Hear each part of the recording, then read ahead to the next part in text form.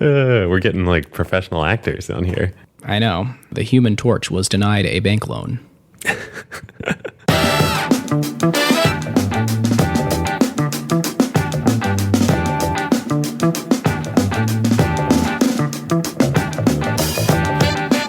Welcome back to episode 40 of Acquired, the podcast about technology acquisitions and IPOs. I'm Ben Gilbert. I'm David Rosenthal. And we are your hosts.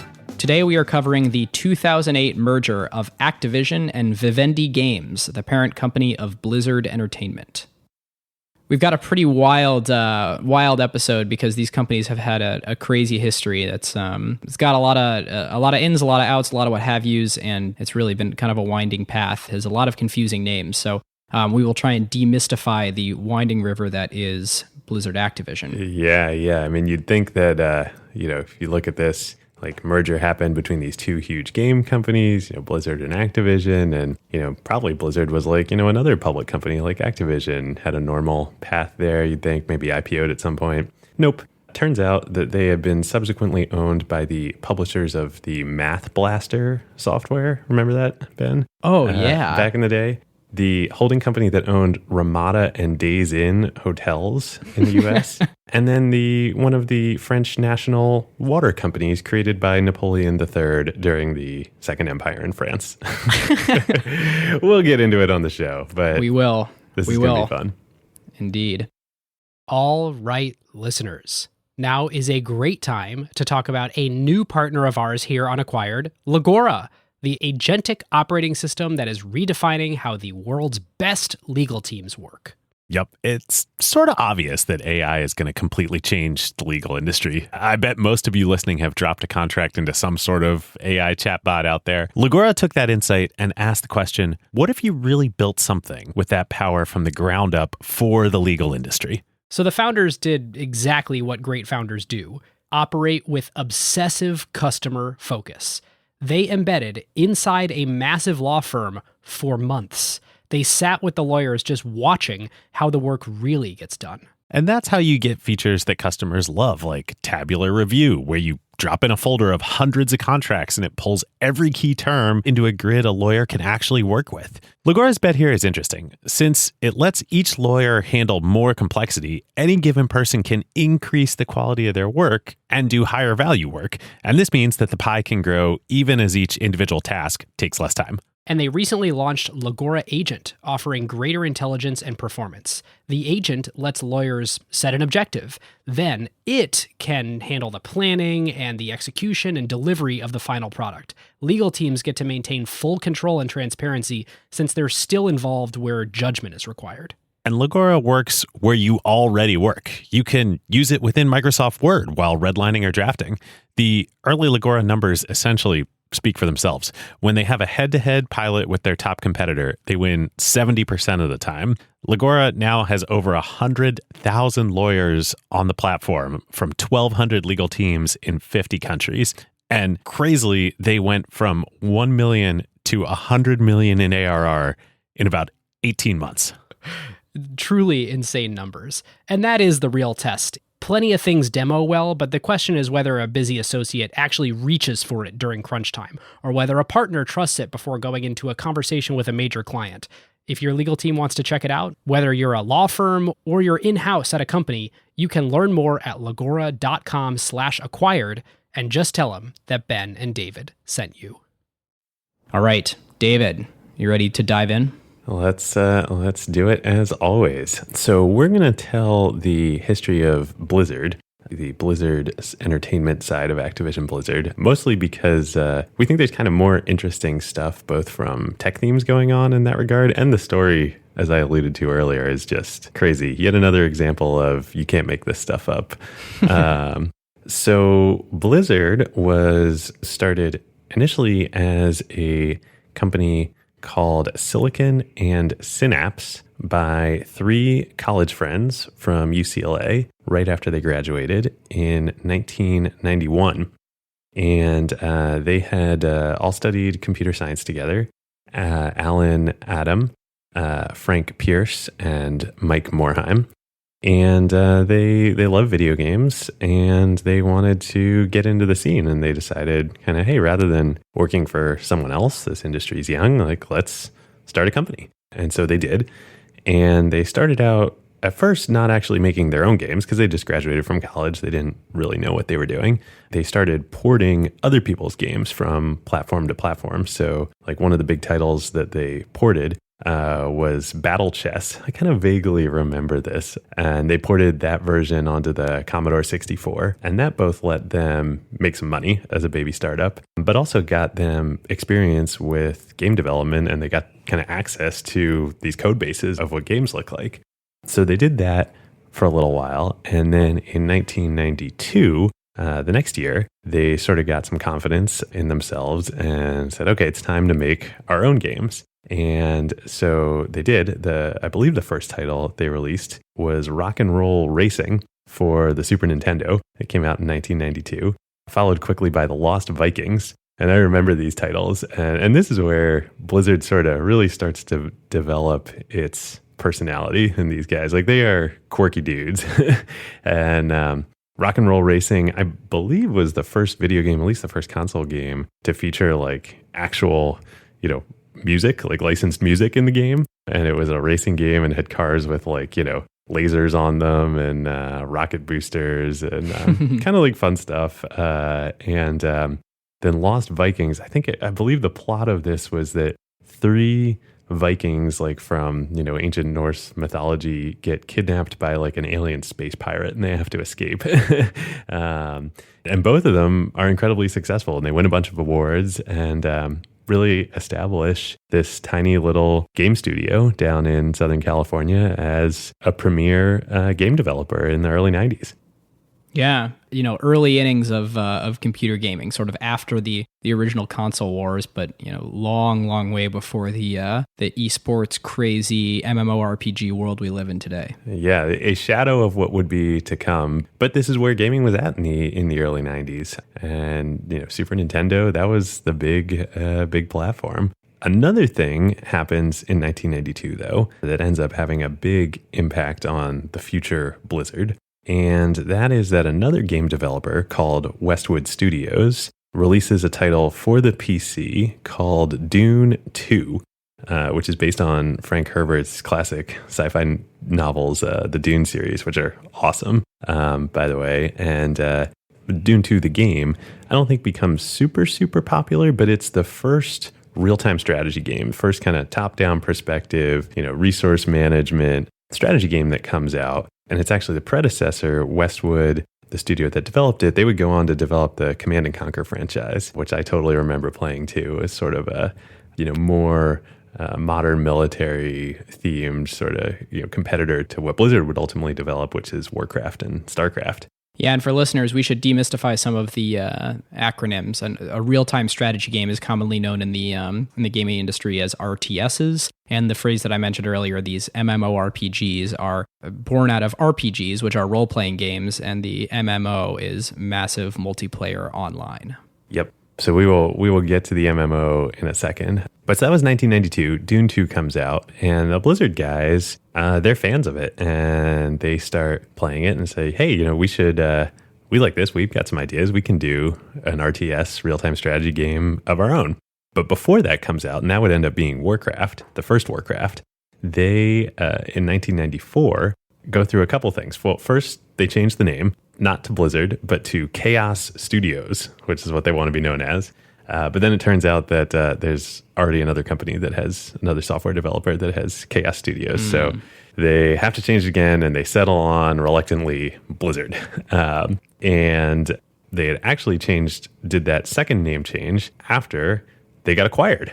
So the first time that they get acquired is by a company called Davidson and Associates. Acquires them for $10 million, which is huge these kids are, at this point, 3 years, I think, out of college. David, it really feels like you never want to be acquired by an And Associates. Yeah, seriously. Well, so they get acquired for $10 million. And just a little, future preview, Activision Blizzard of which, they're in the title, more than half the company's revenues, trades at a $44 billion market cap today. But these guys, Davidson and Associates, they are the publishers of the Math Blaster educational software. Oh, nice. Which I totally remember playing on my really early PC in my room growing up in elementary school that my parents bought for me. I was like, oh, it's educational. That must be okay for kids. But this was mid-90s. The internet sort of bubble was just starting. The internet and the tech bubble was just starting to form. And this was but the start of a whole chain of crazy, totally nuts 90s stock deals that end up happening, which we'll get into in a minute, that result in the crazy ownership that we talked about earlier. But before that, later in 1994, Warcraft comes out. And this is the first huge hit that Blizzard has on their hands. Unfortunately, they kind of sold the company at the wrong time because they sold it before it comes out. But Warcraft was really the first game that popularized this real-time strategy genre among PC gamers. It becomes a huge hit. You can play against the computer on your own, which lots of people did, but it also had multiplayer over LAN. So if you had LAN parties and you could local area network, sort of like precursor to the local networking, not on the internet, you could play against other people who brought their own computers over, but you could also sort of, through some third-party software, hack to... And I remember doing this with the original Xbox too. You could hack the multiplayer so that you could play online against other people who weren't physically there with you. Oh, is that like before, the Xbox Live style thing? Yes, this is before. You could like tricked into thinking the WAN was a LAN? Yeah, somebody out there on the WAN over the internet. You could trick the console or the PC in this case, or Warcraft, into thinking that they were there on your local area network. So hacky, but like these were the lengths people were willing to go to play games against one another. Back in the day, this is before Xbox Live, before Battle.net that Blizzard would ultimately release. These are desktop computers, right? Like it's not like, I thought it was cumbersome enough bringing a little TV and Xbox. I think it wasn't the 360 yet.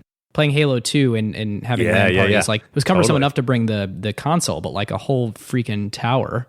And people back in the day, I remember even in college, people doing this, which, the internet was definitely around by then, so I don't understand why people did, but, lugging their like desktops from one another's rooms all together into a common room to wire them up on LAN. I guess maybe to have lower latency. Totally still happens. But yeah, Warcraft was one of the first games to really popularize this happening. So that's a big success. And then Davidson, the parent company, says, okay, great, I'm going to give you a bunch more resources. They work on the sequel, Warcraft 2, and that comes out in 1995, late 1995. That becomes even a bigger hit. And this is the first time that it starts to like really strive the mainstream into getting into PC games. And I remember buying this, at like either CompUSA or Best Buy back in the day, because as we talked about on the Sound Jam episode, you used to have to buy software in a store in a box, and games were no exception. You used to have to actually pay for games like to buy them rather than get nickel and dimed along the way later. Yeah. I don't know what was better. Well, we'll get into this in a little bit with Blizzard's kind of come full circle now with Overwatch. But Warcraft 2 Tides of Darkness comes out, and that includes sort of more robust multiplayer. You still have to use a third-party tool to connect with people over WAN, over the internet, instead of on a local area network. But the tools are more robust, and they can actually do matchmaking. So you can play against people you don't know, but who also want to play. But the bigger thing that Warcraft 2 comes with for the first time is a map editor. So now all these, many millions of fans of Warcraft, some portion of them that like it so much, they can design their own maps for the game, their own levels and then release them on the internet for other people to play. And we'll see in a little bit, this comes back and actually spawns a whole new industry. Mm-hmm. But this is a major innovation. You're talking about with the Warcraft 3 mods? Yeah, I'm talking foreshadowing Warcraft 3 mods. And that comes a little later. But Warcraft 2 is the first game that isn't just... There's sort of three aspects to it. There's like the solo single player campaign. You can play against the computer. You can play against your friends over a local area network or online. But it also, if you want to go even deeper into it, you can actually get in and start mucking around with the game itself and the maps and making your own versions of it and then releasing them. And that spawns, a whole big community of modding, as it comes to be called. So later in the year, back to the corporate drama, in 1996, Davidson, the owner of Blizzard at this point, gets acquired by this early kind of internet conglomerate that had acquired a whole bunch of companies called CUC International. And they buy Davidson and Sierra Online, which was another video game publisher, for about $1.5 billion, all in inflated internet company stock. So a huge portion of that, obviously there are lots of assets within these conglomerates, but, Blizzard Entertainment is kind of one of the crown jewels of Davidson at this point. And so we'll see there's yet more drama to come. But Blizzard, they're still hard at work. They kind of, are cranking through this despite the ownership changes. In 1996, they actually contract for the first time with a third-party studio up in Northern California called Commodore Games. And they contract them to make a game that they end up calling Diablo. And Diablo, even before it comes out, the Blizzard guys love this game so much that they go to Davidson and CUC now and they ask for resources and they just acquire Condor outright and say, this needs to be part of Blizzard. This is going to be one of our core franchises. And so later in 1997, Diablo comes out, and just like Warcraft kind of took the real-time strategy genre and popularized it for millions and millions of gamers, Diablo does that for the, quote-unquote dungeon crawler genre. So this is sort of like the action RPG or role-playing game. And this had always been like a cornerstone of gamer and nerd culture. I mean, I remember playing the Japanese RPGs like Final Fantasy and stuff on Nintendo and Super Nintendo growing up. Yeah, so David, does that come out of like the physical RPG culture, like Dungeons and Dragons? Yep, very much. I see. Yeah, that makes sense. Very much. And this is like, I'd say Diablo is the first or one of the first, this has always been, like I said, a cornerstone of nerd and gamer culture, but to make it just like an insanely addictive experience. And one of the key innovations to Diablo is it's kind of infinite. Like most RPGs before that, you'd play them, you'd get to the end, you'd beat the boss, you'd save the world, and then the game's over. But with Diablo, it had this like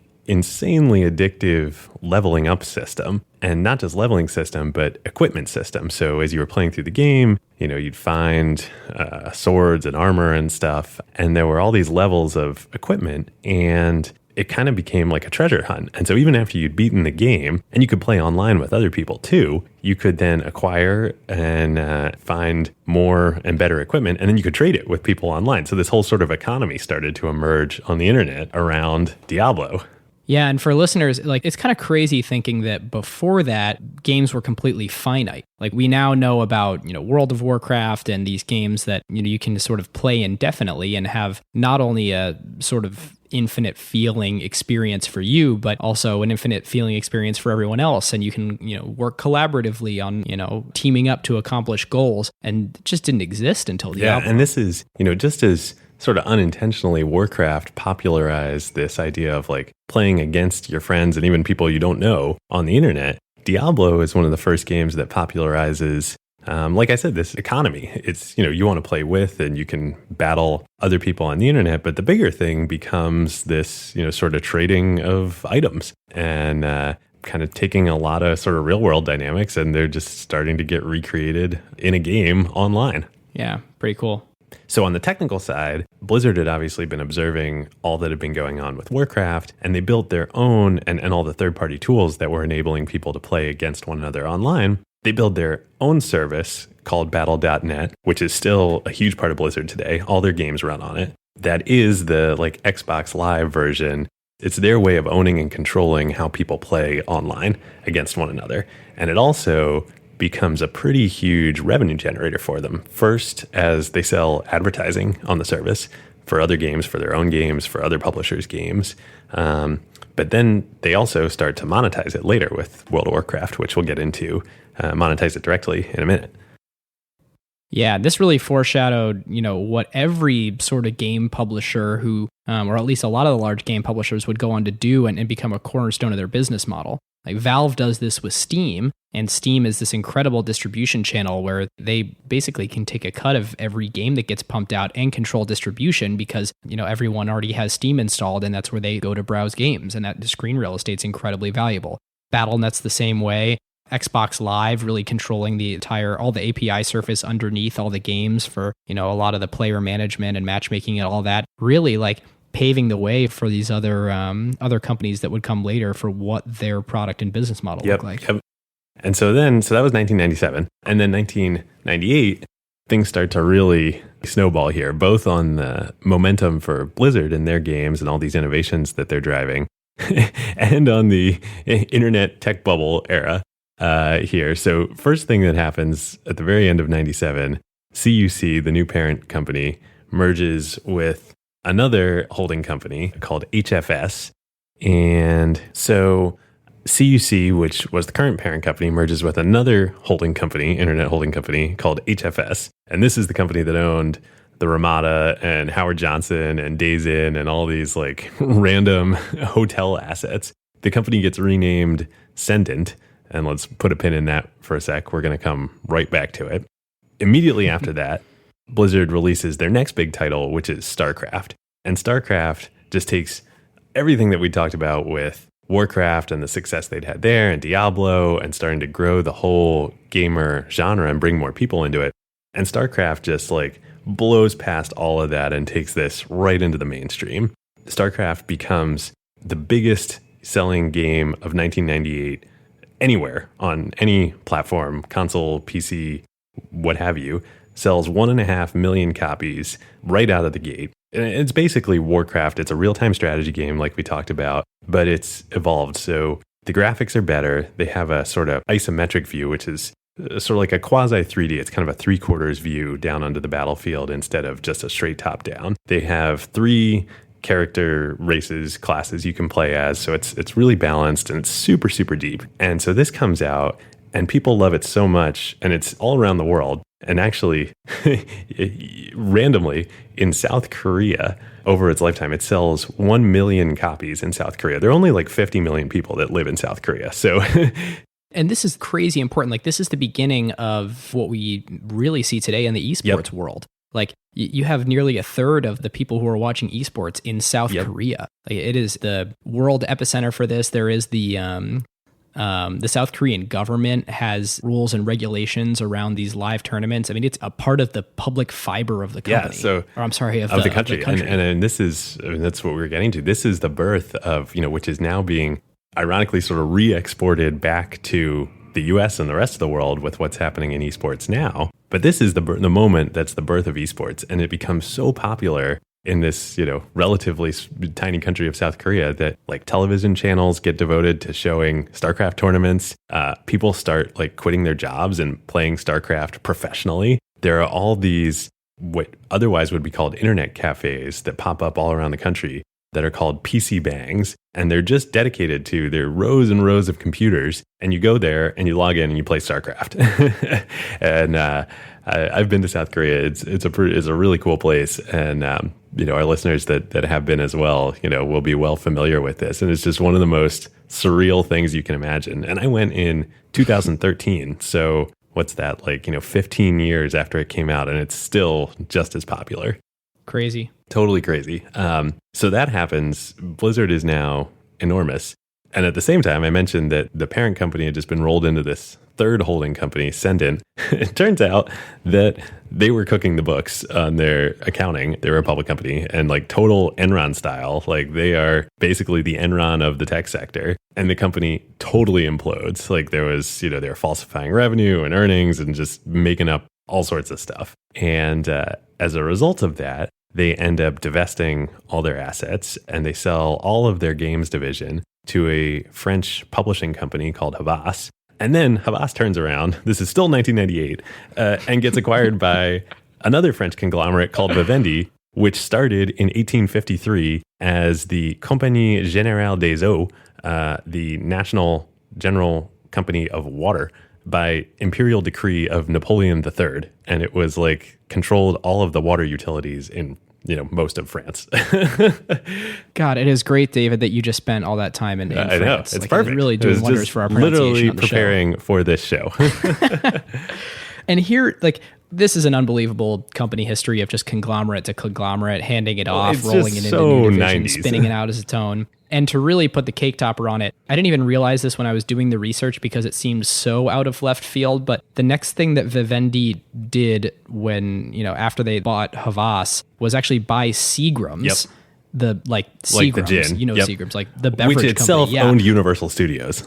Yes, that's the best fact I found. Amazing. I mean, this, is super personal throwback for me doing this and really fun because it was a few years later, but it was right before the Activision and Blizzard merger happened. Right out of college, my first job was doing media investment banking on Wall Street. And this is what everybody, all these bankers were running around, covering and going and talking to, Vivendi, this French conglomerate, which owned Universal Studios, which made movies, obviously, and Blizzard, which was huge, and trying to, advise on these deals that were all happening. And, obviously it ended up happening with Activision, but so funny.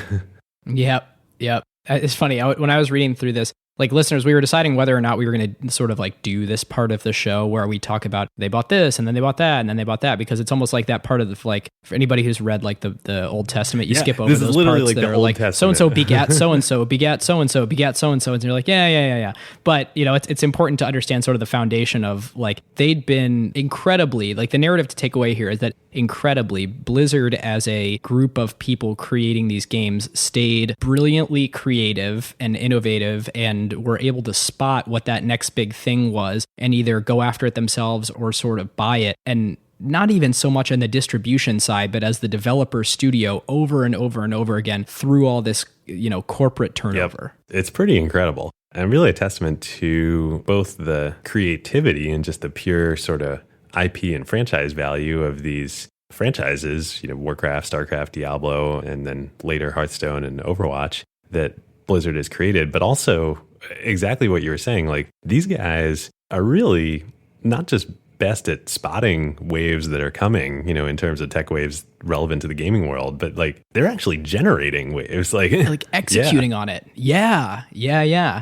Absolutely. And it's worth at this point mentioning to listeners, Dave and I were talking about this before the show, that the way the games world works is very similar to the way that the movie world works. And I think it, sort of borrowed the same playbook when people realized how many analogs there were as the industry was growing up. But there are really publishers who are responsible for marketing, distribution, in the old days, physically printing the discs and capitalizing projects. And then there's developers who are kind of the studios that actually often initially have the creative insight themselves, build the games, and like the movie industry, sometimes these are smashed together in one where you have somebody doing their own kind of creative work and development and distribution, and sometimes they're sort of separate. And the way you can think of Blizzard is a lot of their genius really is in all of the games that they are able to develop in-house themselves, and they do, or historically did, some of their own distribution. And the way that we haven't really talked about it yet, but you can think of Activision is primarily as sort of that distributor, publisher, and capital source to fund these games. Yep.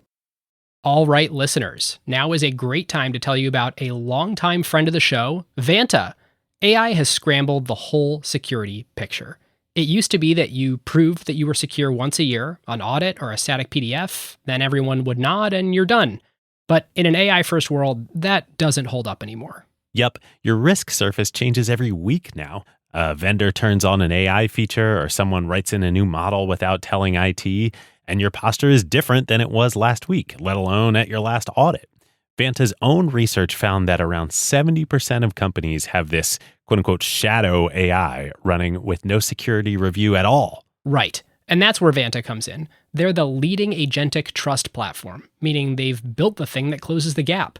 And the way that they close that gap is Vanta Agent. Think of it as a GRC engineer, that's governance, risk, and compliance, except that it's software and it doesn't sleep. It finds the issues, drafts the fixes, and cuts the time that you'd spend on vendor assessments in half. In half! Which is exactly why more than 16,000 companies today run on Vanta. Companies like Ramp, Cursor, and Snowflake all stay audit ready and catch the risks that crop up between audits across every vendor, every AI tool, the whole environment. And that's the real value. Trust has to be continuous now, which is why Vanta automates your security, your compliance, and the work to earn and prove trust. We're huge fans of Vanta over here, and literally hundreds of acquired listeners have become Vanta customers at their companies over the years. So you can get $1,000 off Vanta at vanta.com/acquired. That's VANTA.com/acquired for $1,000 off, and just tell them that Ben and David sent you. So we'll kind of accelerate here, getting to the merger with Activision. But along the way, a couple big things happen for Blizzard. First, Warcraft 3 comes out in 2002. And this is what I alluded to earlier, sort of the map editor that came with Warcraft 2, allowing gamers to make their own versions of the game. It was the version, the campaign editor that came with Warcraft 3 was even more robust, and you could do, you could really have sort of full control over the experience, and it shipped just right with the game. Anybody could do this. And so people started making even more mods. It got really a robust community for Warcraft 3, and this one guy... Yeah, David, I'm going to stop you real quick and say, why don't I propose, what if I were to build like a Warcraft 3 mod that like you can have a base sort of in the lower left-hand corner, and I'll make a base for me in the top right-hand corner. And rather than, the traditional stuff, map that we're going to play Let's not on. build buildings. Yeah, like why don't No. How about we just play sort of like a capture the flag style thing where we just try and go after and blow up each other's bases? Oh man, that'd be super cool. And because Ben, you have, the campaign editor that's just bundled in with Warcraft 3, you can just do that. Isn't that really cool? Yeah. Do you think I could invite other people and sort of get them to play it with me and kind of give it my own name and branding? Yeah, and all maybe that? you could call it Defense of the Ancients. And then maybe it would get really popular and people would call it just Dota. Its acronym, DOTA. And then maybe it would just transform the whole industry. And David, it kind of feels like you, Blizzard... feels like you should have maybe maintained a little bit more control over that. Well, it does feel that way. So Blizzard, they really mean it when they're giving everybody control. And so, everything we just described, of course, did happen. And in 2003, a member of the mod community named Eel, I may be pronouncing that wrong, EUL, he creates a map that he calls Defense of the Ancients. And it is the multiplayer online battle arena genre, which is now, if not the biggest, one of the biggest portions of the whole gaming industry. I mean, this is the roots of League of Legends, of Dota 2, of Heroes of the Storm, which Blizzard does itself. And it all just starts in the mod community. Yep. It is over 50% between League of Legends and Dota 2. And for listeners out there, if you've heard people throw around these games, but you're not a gamer yourself, if you ever want to Google a screenshot of League of Legends and a screenshot of Dota 2 and look at it, you're going to be your mind's going to be blown by that these are, number one, separate games. Number two, made by two completely different companies. You look at these and you feel like they're indistinguishable. And then obviously you play them and you start to understand the differences. But it is just mind-blowing to me that the format was so popular, and yet the way that it all played out, it didn't consolidate on one single and game. Number three, your mind will be blown by Blizzard has no involvement with either League of Legends or Dota 2. But they really mean it. I mean, it was the IP that these people created, and neither of them are the actual IP of Defense of the Ancients, the first initial mod. There's a long and very fascinating history that you can look at some really great Reddit threads for about this. But the short story of what sort of happened here is Dota got really popular. It was a Warcraft 3 mod. It was Blizzard's IP. People wanted to build a second Dota and started to build what became Dota 2. Actually, I'm not sure if I'm getting my timeline right, but somewhere along the lines there, some people sort of spun out and decided that they wanted to start creating their own Dota-like game, but that sort of didn't have a lot of what they believed to be the flaws of Dota. And so they started creating League of Legends, and then ended up founding the company Riot. Yep. Well, we'll come back to all of that in a little bit, but super interesting. I mean, this is all starting in 2003, and Blizzard is completely not focused on it. They're focused on what comes out in 2004, which is World of Warcraft, which is just another, and again, it's kind of mind-blowing, so many huge waves in the gaming industry all come out of Blizzard. World of Warcraft, there had been MMOs, quote unquote, massively multiplayer online RPGs, MMO RPGs, before World of Warcraft. But this becomes just an enormous phenomenon. And it comes out in 2004 and grows over time to over 12 million monthly subscribers that are playing World of Warcraft. And so to play, it also revolutionizes the business model of the game industry. It's actually a subscription fee to play this game online. You pay between $12 to $15 a month. So at its peak, when it had over 12 million subscribers, Blizzard was making over $1 billion a year, every year, recurring, just from this game. And the company basically goes on to full on just all World of Warcraft support mode. They don't release any other games until 2010. They're just running this one game. Yeah. I mean, it's the best business model innovation to happen in games, since games. And they largely had it all to themselves. I mean, this was a time when, yes, they had the business model innovation, but you want to talk about value creation, value capture. They were capturing all of it. Yep. And while they were working hard on both supporting the servers to keep this game going and releasing new content that they were making at Blizzard for the game, it really was a community. The reason people played and the reason they kept coming back year after year after year wasn't the content that Blizzard was putting out. It was the other people in the game and this community. And so it really was brilliant that all this money they were making, of course, they were investing to keep the game, running essentially. But the content and the experiences were coming from other people who were playing the game. Wild. Totally wild. So this is all the backdrop to the merger that gets announced in December 2007, which is that Vivendi, the parent company, the French conglomerate, the water company, announced, I still can't get over this, the water company, the French water company, no less. No offense to France, of course. I love France. But they announced that they are doing a deal with Activision, which is a large publicly traded video game publisher, that they are going to merge their games division, of which the vast majority is Blizzard, into Activision, value it at $8.1 billion, and then the total new combined company will be valued at $18.9 billion, so assigning a close to $11 billion value to Activision, which is a 31% premium to where they've been trading. And that combined, Vivendi is also going to invest close to $2 billion in cash into the combined company and then also fund a share offer.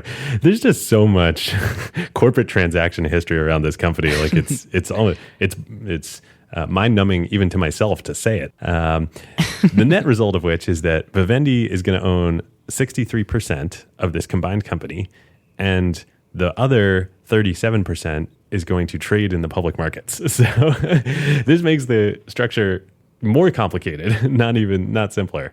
It's worth pausing for a minute. So listeners, we've covered a ton about Blizzard. We're not going to do the history and facts of Activision, but it's worth, addressing real quick. Who are these Activision guys? And why are they worth approximately, what did we decide? $11 billion. $11 billion. So Activision is a long time video game publisher conglomerate. They own some studios. The Guitar Hero games, they publish those, all those cheap pieces of plastic you bought in the mid-2000s. Call of Duty, Crash Bandicoot, Skylanders, which your kids probably play with now, Tony Hawk, all this stuff. And Activision's run by a guy named Bobby Kotick, who's been, I believe he actually bought the company himself in the super early days of the gaming industry in the 80s or 90s. And he's been CEO forever and is just a total he's grizzled one of the veteran. Longest. Yep, exactly. And he's known to be, passionate, ruthless, true capitalist. Someone that a lot of these articles described him as the guy that gamers love to hate. He is a capitalist amongst the idealists of the video game industry. And in fact, Activision, they're quite old for this industry. They're founded in 1979. They're the first video game publisher, and they're the first people to publish games for video game platforms that are not the platform themselves. So, Nintendo obviously made Mario and Super Mario. The Activision you can think of as sort of the first third-party game developer to ever exist. Yeah, so much business model. I'm sorry, third-party game publisher. And it's worth noting that all those franchises that we listed off earlier have not one, but each one with a variety of development studios that Activision worked with to create those games and create all the sequels for those games. So All right, let's bring this on home. I'm exhausted already. So when the merger happens, Blizzard is projecting in 2007 $1.1 billion of revenue, $520 million of operating profit. They have about 10 million subscribers on World of Warcraft at that point. Since then, a bunch of stuff happens. They released StarCraft 2, they released Diablo 3, they released Hearthstone, which is basically a video game online version of Magic the Gathering, which I probably lost a year of my life being addicted to and went through rehab and I'm out of it now. No, David, no, it's not. It's completely different. Why would you say such a thing? That's not... Yeah, right. Everybody respects IP in the video game world, or not. Right. Well, it's an interesting point. I mean, we'll talk about this in tech themes later, but listeners, Hearthstone is basically using a lot of the very same game mechanics from Magic the Gathering, but doing what Blizzard does best in a very Disney-like way with their IP, and that's let people play a new game with the existing World of Warcraft characters that they know and love. And when you think about the incredible complexity in building a game like World of Warcraft and I think it's only like a 15 or 20 person, or initially was like a 15 or 20 person development team that just built Hearthstone in Unity. Like they have incredibly high margins on the what are effectively the de minimis costs of creating a game like Hearthstone. The Disney parallels are apt here, but we'll come back to that in a minute. So 2013, Activision Blizzard ends up buying back most of the stake, the 63% stake that Vivendi owned in it. They raise external capital, including from Tencent, which owns Riot Games, which makes League of Legends now. Interesting. So wait, Tencent wholly owns Riot Games, and I believe they own the majority of Riot Games at this point, not 100%. But then also have a minority share here in Blizzard Activision. Yes, they do. Interesting. And net result of a few of those buybacks is Vivendi now owns just under 6%, and 94-ish% of Activision Blizzard is a publicly traded company. So, no investment advice on the show, but if you want to invest in a publicly traded gaming company, there are basically two. There's Electronic Arts, there's Activision Blizzard. They are the main pure play gaming companies out there.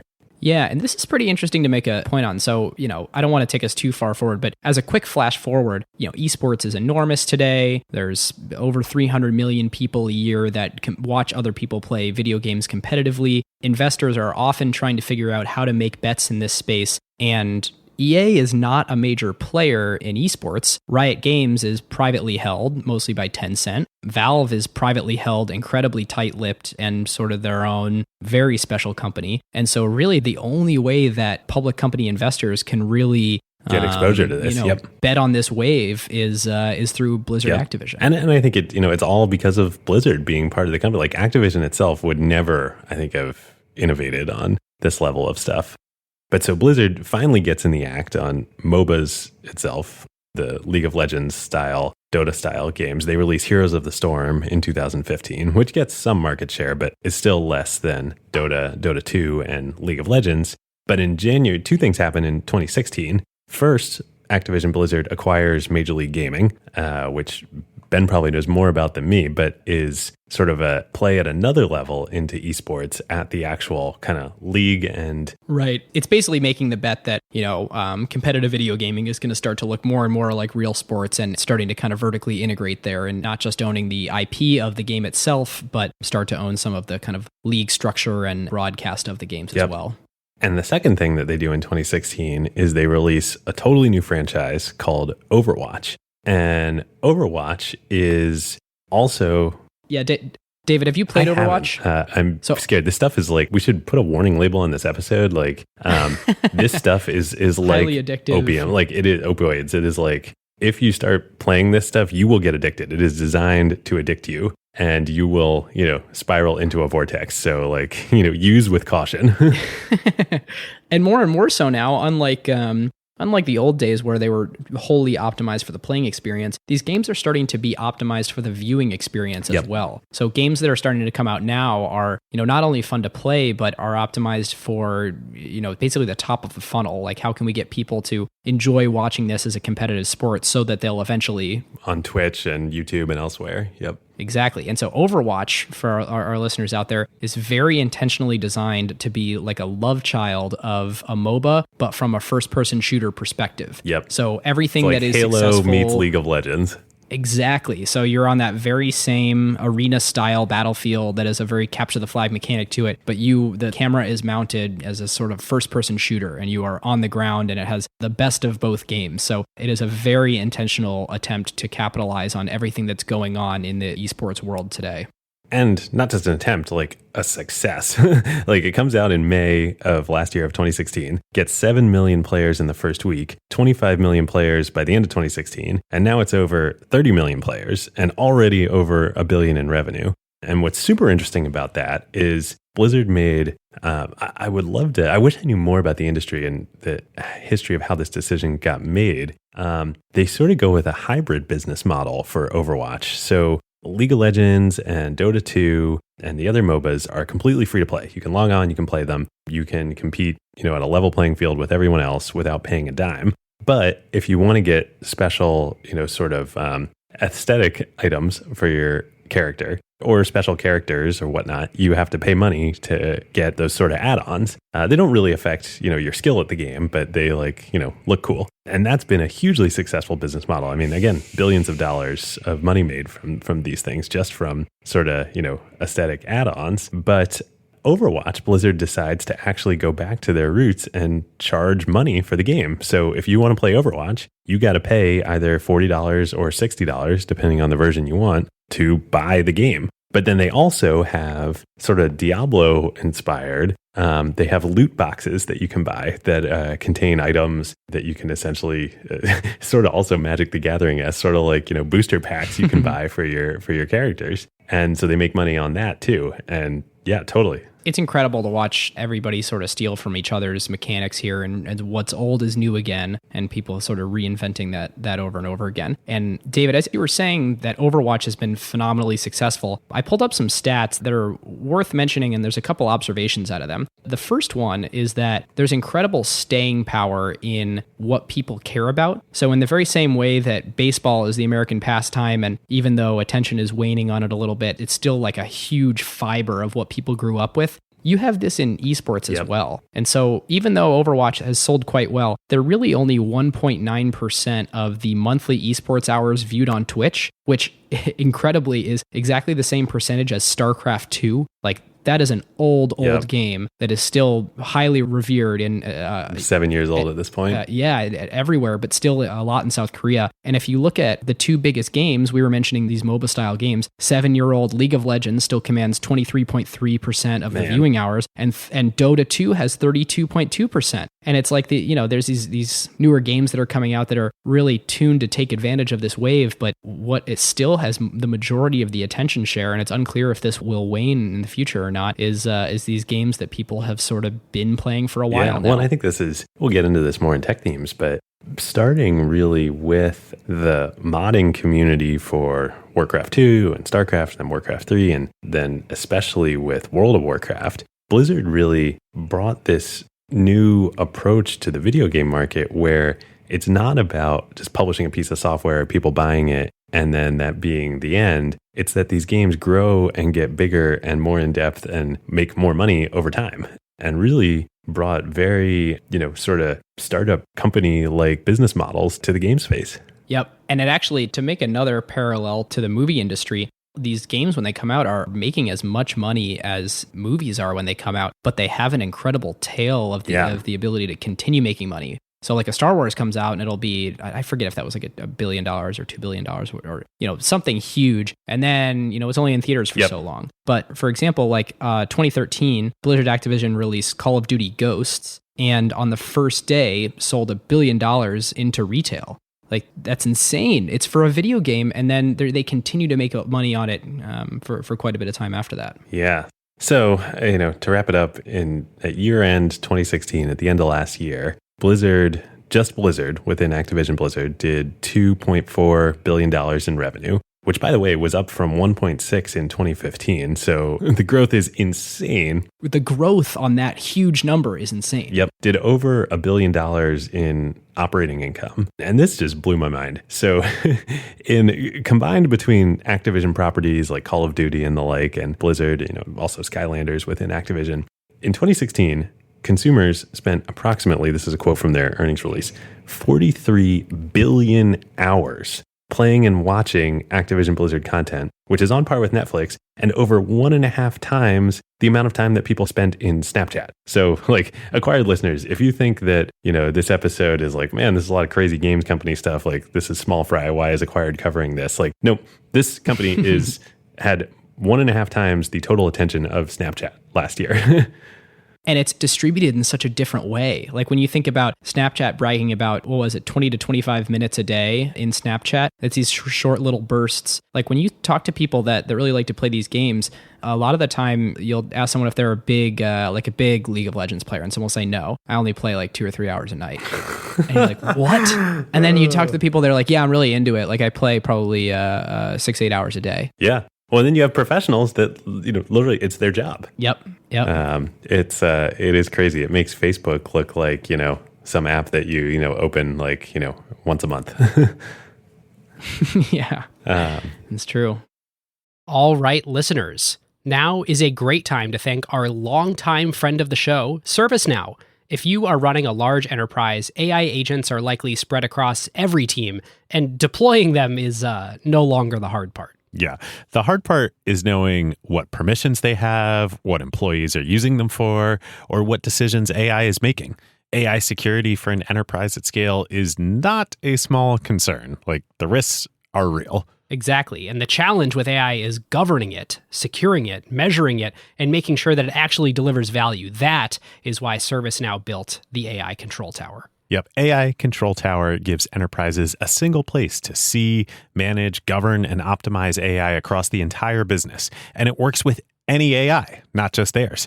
Every device on your network, every permission across every system, every AI agent visible and secure in one place. And ServiceNow can do this because they've spent more than 20 years building the operational backbone of the enterprise, the workflows, governance, approvals, security controls, and institutional knowledge that power how work actually gets done across IT, HR, customer service, finance, and security. ServiceNow already runs more than 100 billion workflows annually and trillions of transactions for more than 85% of the Fortune 500. So when companies need a place to govern AI at enterprise scale, they're building on a platform at the center of how their business already operates. And in a future that isn't going to be one AI, it's going to be thousands of AI agents working across every function of the company. But the question is, who's managing them all? So if you're trying to turn AI ambition into real business outcomes and make it work safely, securely, at scale, go check out servicenow.com/acquired and tell them that Ben and David sent you.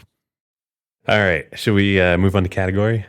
Yeah, so I'd like to do category a little bit different today. I'd like to do a little bit of discussion beforehand of sort of why did this merger happen? What did they see in each other? And why did Activision sort of make this play to make it happen? Because, Vivendi Games, which Blizzard, probably wanted Activision's kind of marketing and distribution. And Activision obviously, looked over and Blizzard had hit after hit after hit of online games that really were, they were not these sort of console games that you'd play through once and be done. I mean, it was, and when I say online games, I mean World of Warcraft at that time, where it's just an incredible behemoth that kept going, kept generating revenue at an incredible scale.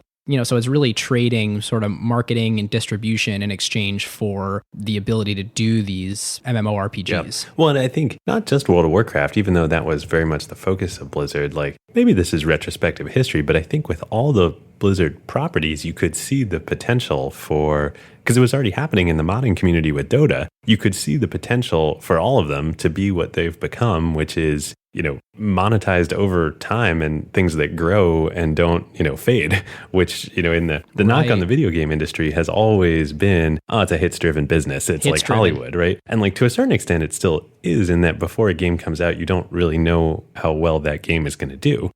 But with what has happened and this innovation in the industry, once it has an audience and is working, it doesn't fade, it grows, and that's, I think, what Activision saw. I have to imagine what Activision saw in Blizzard.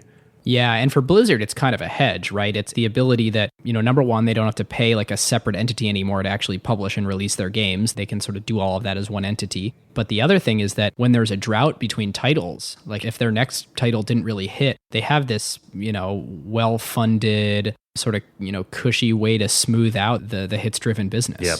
Well, and also, like we said earlier in the show, I think it's a huge testament to the creative energies at Blizzard that through all this nutso 90s era ownership changes and ups and downs, they kept making they stayed focused on what they did and made great products. But I got to imagine for them too, they must have been thrilled to get out from, the former French National Water Company and be part of just a games company. Yep. All right, so I'll take a stab at acquisition category and call this a business line. This is one that, Activision was kind of in the business of doing their own game development with some studios in-house, but none nearly as successful as the scale of Blizzard. And really, there's some synergies in combining, and we can get to that later. But I really think that the big thing they saw here is, holy crap, this is a revenue-generating business line, and the secret sauce within Blizzard allows it to happen over and over Well, and I again. think the proof's in the pudding in that if you look at the reporting segments of Activision Blizzard as a public company in their financial results, they report Blizzard as a business line as a separate segment. So That's true. But I think there is also an element, though, of, I forget what category we assigned to all of our Disney series of acquisitions, but there's definitely a Disney element here, too. Yeah. It feels like Disney buying Pixar, Exactly. right? It's like these are franchises that there is value both to the core games themselves, but now they're doing movies around these and, merch and other, just like the Disney flywheel got created around Disney IP, being Mickey and others over time and all the movies, a similar thing is starting to happen around these franchises at Activision Blizzard. Yeah, absolutely. All right, what would have happened otherwise? I feel like we talked about that, sort of a little bit just now. And I can't imagine that Blizzard was super happy, being part of Vivendi. And, Right. And yeah, they would have continued, creating and doing their thing. But seeing all of the, it almost feels like the fruits of the labor that resulted from all the game and product driven innovations throughout the 90s and kind of 2000s are really being harvested now by Activision Blizzard in terms of businesses that they're building on top of them. Mm-hmm. And that probably would have been hard within Vivendi. Yeah, and here's the question, this is coming at it from both sides. One, on the Blizzard side, would they have produced something like Overwatch without Bobby Kotick? Yep. Like, would we see, these very aggressive, business first games rather than sort of like creative and I mean, people make no games? mistake, it is aggressive. Like, they are monetizing both ways. You pay for it up front and you have microtransactions over time. Yep. And they're aggressive about building the ecosystem around it. I mean, the buy-in to have an Overwatch team in the Overwatch League, the rumors are that it's like a $20 million buy-in per team. Wow. They're building up this game and the ability to buy a franchise in the competitive world of esports as being like the next big thing, and you'd be a fool to miss out, and it's extremely expensive because of that. And I think that, this is what would have happened otherwise. I don't think we would see Overwatch, and I don't think we would see a lot of the character of Blizzard Activision as it is today without that Activision component. Yep. It might be interesting. And again, I don't think I know enough about the industry to really speculate here, but, Valve and Riot, Valve obviously does many things within gaming, as we've talked about in episodes past, but with Dota 2 that they control, and then Riot with League of Legends, they've become huge companies and so powerful. But had Blizzard not been, kind of put into its own sort of independent gaming focused company with Activision, maybe Valve and Riot would be even more powerful, and Blizzard wouldn't be even part of the picture. Yeah, that's interesting. What do you think Activision would have done if they didn't buy or merge with Blizzard? Because they really missed MOBAs. I mean, they missed this enormous wave. It's almost like Microsoft missing mobile.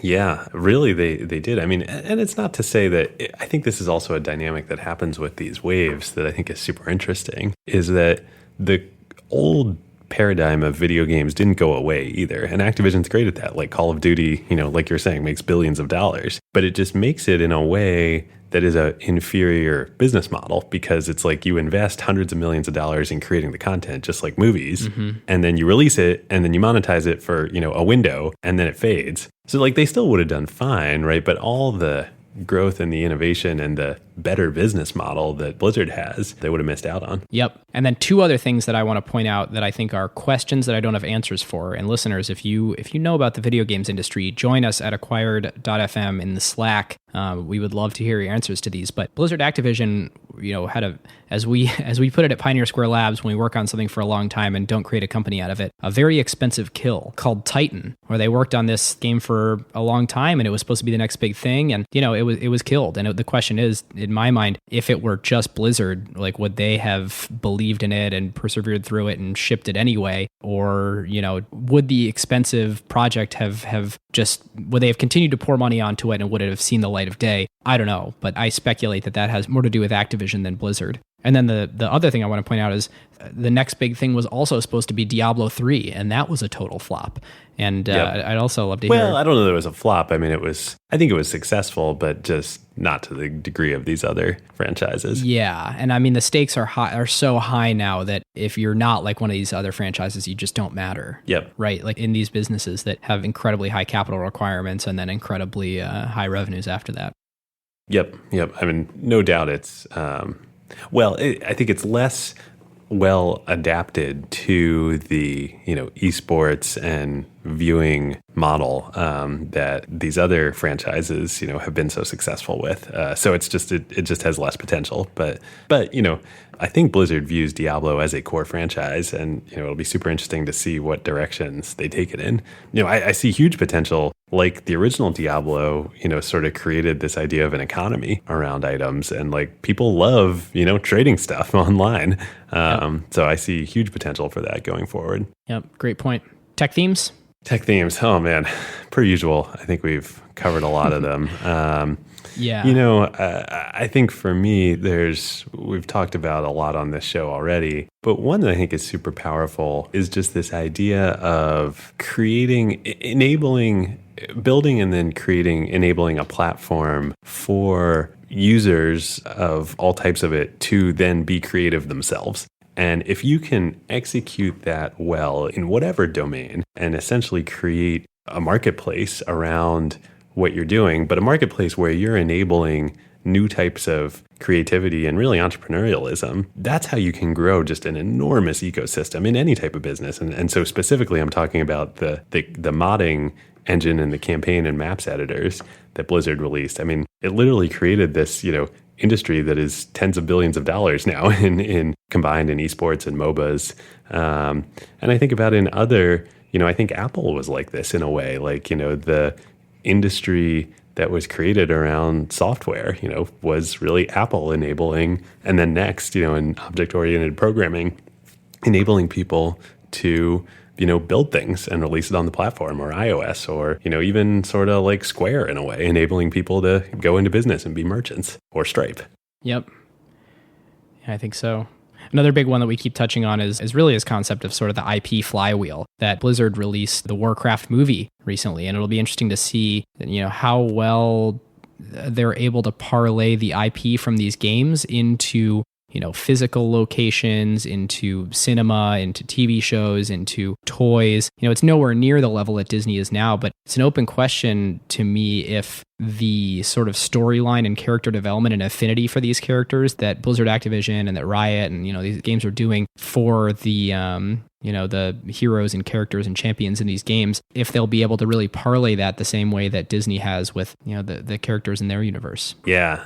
And you can start to see the pieces falling into place with, the Major League Gaming acquisition and the analogies to Disney and all of the assets Disney owns that are part of its flywheel, and I'm thinking in particular of ESPN. The challenge, I think, for Blizzard and Activision Blizzard is they don't own Twitch, right? Amazon owns Twitch and is right. Twitch the ESPN here, and I think that obviously the dynamics will be slightly different as it's a different world, but as we've pointed out throughout the show, as they sort of were late to the game with MOBAs, sort of laid the groundwork for the MOBA genre to emerge, but then didn't participate in it until too late. There's several elements of the flywheel that are kind of missing, that are holes in the chain for Blizzard right now. So it'll be interesting to see, like, do they continue trying to build them, in-house? Do they buy things? I wouldn't be surprised at all to see, more acquisitions coming down the pipeline for Blizzard.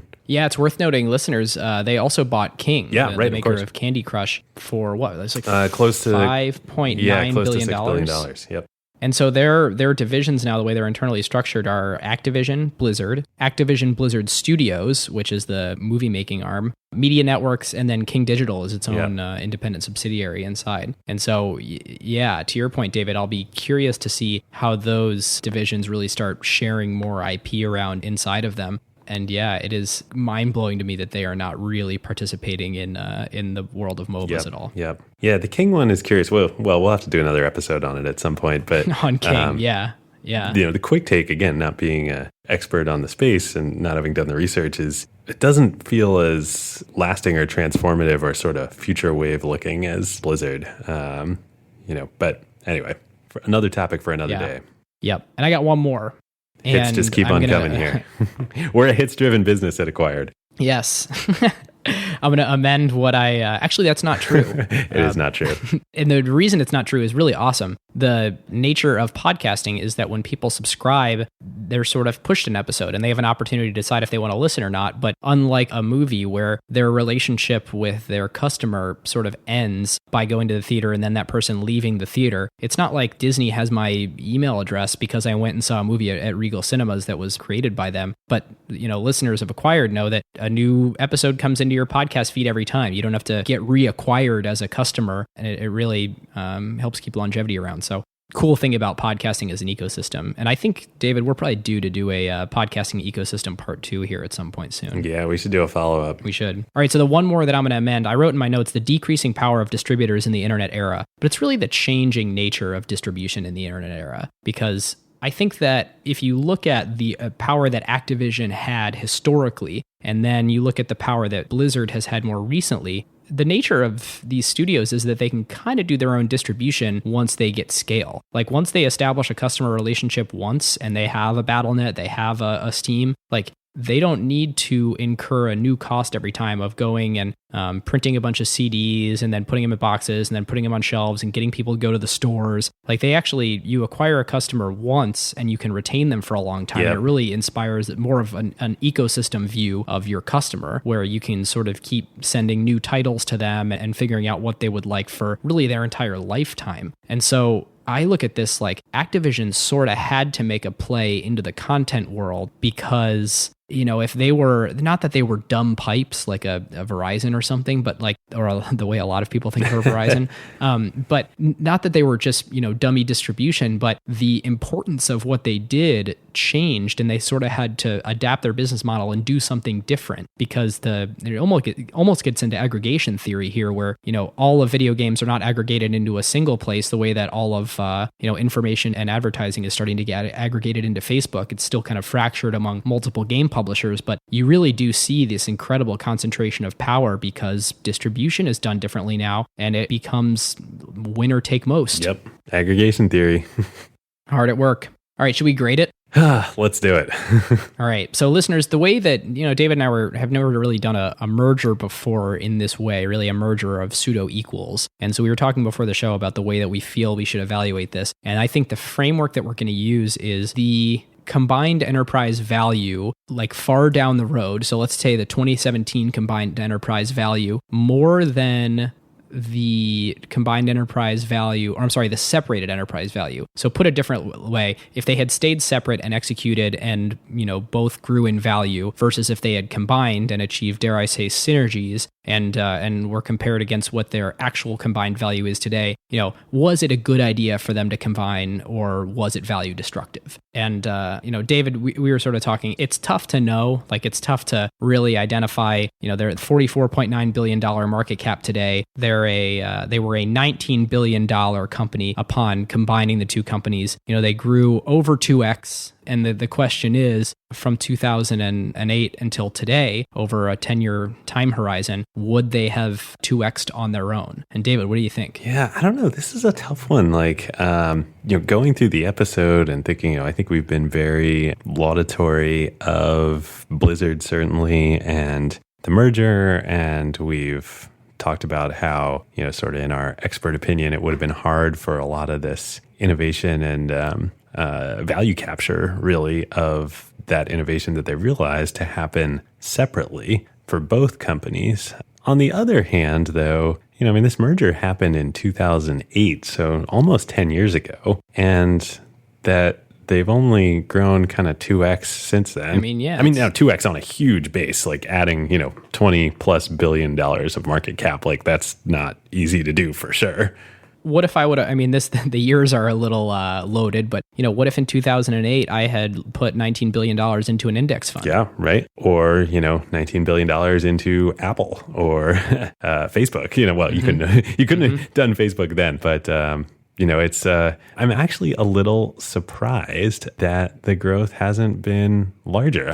Think about, like we talked about, this is, 1.5 times Snapchat in terms of engagement. And Snapchat itself is, 20 billion-ish market cap company. So I don't know, for me, without knowing enough about the ins and outs to understand why that's the case from a valuation perspective, I think just purely from the perspective we usually take here at Acquired, which is a more operational and product focused one, I think I give it a A-. I'm going to go with, just because I do think it would have been really hard to do this value capture and some of the business model and pricing decisions that they've done, around the product innovations separately. Mm-hmm. But it's a A- question mark from me, given that I'm just a little puzzled on the finances.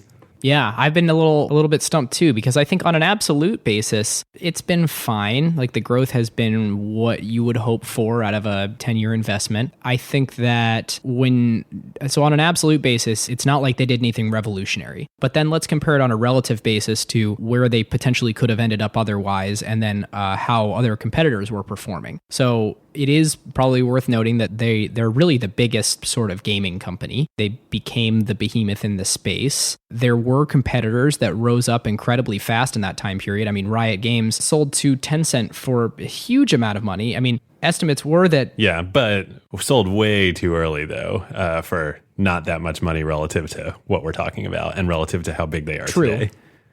Exactly, but I'm thinking from a growth perspective. They were started 7 years ago. They were started after this transaction. And I feel like Blizzard Activision, or Blizzard, let a huge amount of value creation go elsewhere. I think that, sure, there was a lot of goodness created by combining these companies, but I can't believe that... It actually has not been, anywhere near flawless execution. No. And I don't know, I'd be more of a bull on, let's say they didn't combine. I would be much more likely to invest in Blizzard than Activision on their own. I think that the way that the future is going, you look at where the value creation is, it's very much a smiling curve argument. It's the last place to touch consumers or the originator of the content or the IP or the components, and very little in the middle. And as a primarily capital and distribution, Twitch or Riot, Yep. And so, I'll go with a B-. I think they did great, but our bar on the show is not, 2 point whatever Xing in 10 years. Yep, great point. Okay, so I'm going to revise my grade and I'm going to take it down to a B+. Partially for the arguments you just made, but also I do think I'm coming in higher than you because as I thought about it more, it's only 2x in 10 years, right? But 2xing on $20 billion is really hard. You're talking $20 billion of value creation. Yeah. And it sounds trivial when you say 2x, over 10 years, and for us in startups and venture land, but 2xing, on that is really, really hard. So, but at the same time, I completely agree with what you said, which is they have kind of fumbled the ball here in that they could be another 2x or 3x bigger than that. And what we're not considering today is how well positioned they are. So, let's say that their bets are right and that Overwatch is the franchise of the future. It becomes the competitive sport that everyone's watching. Teams are paying $20 million for these spots, and that all goes fantastically well. That the flywheel continues, that BlizzCon gets more popular, that the Warcraft movie does phenomenally well, that they're able to create even another franchise. I mean, there's all these things where you could argue they're one of the best, if not the best, set up for the future. So I guess stay tuned for another episode in 3 to 5 years. But yeah, I think we've said our pieces. All right. Whew. That was both super fun and exhausting. It's funny in the research, I was doing for this and watching a bunch of videos and reading articles, and like all of these pieces are like, well, here's the corporate history, go if you want to take a nap, like read through all this, and like, man, I get it now having just done it. Like even by acquired standards, like this stuff is crazy. Yep. Totally agree. All right. What's your carve out? Carve outs? All right, so my carve-out is Dick Costolo appearing on a podcast at Vanity Fair called Inside the Hive, and it's Twitter's former CEO talks about Trump's midnight tweets. And I love Dick Costolo. Like listening to that guy talk about leadership and management and storytelling and comedy is just so good. And there's a lot of very interesting insights to be gained there about the process of taking your company public, which I'm sure you guys would love listening to. But there's just so much great stuff in there about Dick's experience being in the writer's room for Silicon Valley and his time at Second City doing improv in Chicago. And, that guy, he's just learned so many great lessons along the years, and you get to pick up a lot of really great sort of leadership insights. So highly recommend listening to that podcast. That's awesome. Mine is out of left field today. I have been super busy lately working on a bunch of new stuff, which is exciting. More to come later on that. But so I haven't had much time for media consumption or anything. But haven't had much time for anything. But Jenny and I had our annual summer bash, backyard party last weekend, and the cocktail that we served, because we always have a cocktail at our parties, was mint margaritas. And the problem with margaritas for the summer, is they're great, but you need a bunch of lime juice, and that's like really exhausting if you're making, cocktails for 50 or 60 people and putting it in a cooler. So thanks to the internet and to Amazon, found Nelly and Joe's 100% natural key lime juice.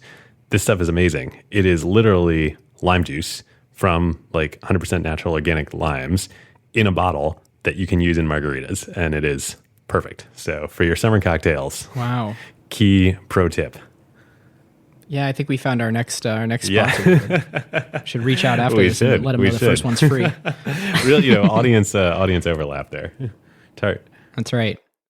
All right, listeners, now is a great time to talk about one of our favorite companies, StatSig. Yes, longtime acquired partner.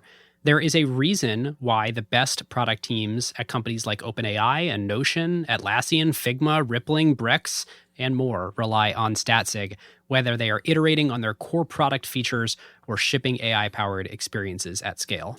Yep. In the crazy speed of today's AI world, shipping fast is just table stakes now. It's basically trivial to build and deploy your app constantly. The real advantage is how quickly you learn what changes actually created value for customers and how fast you can use that signal to guide what you ship next.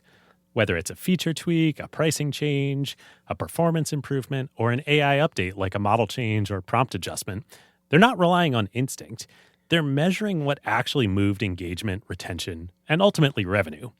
And as more teams build with AI, that learning loop becomes even more important. Building with LLMs introduces non-determinism into your product experience.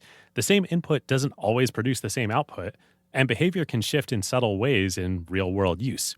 So doing offline evals will give you part of the picture, but you can really only understand the impact once your product is live with real users, and then you can measure how their behavior actually changes. It's very different than the way that you would ship features in a pre-AI world where you knew exactly what the software was going to do in production. Yeah, exactly.